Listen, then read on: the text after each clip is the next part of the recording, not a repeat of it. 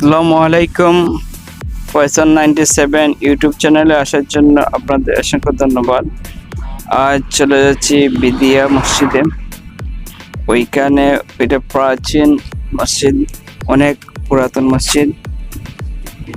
যখন এই ইউনাইটেড আরব আমিরাতের ফুজিরা স্ট্রিটে এটা হচ্ছে, এটা অনেক পুরাতন এক মসজিদ। ওইখানে প্রচন্ড মানুষ আসে এবং ওইখানে আসার পরে নামাজ কালাম করে মাশাআল্লাহ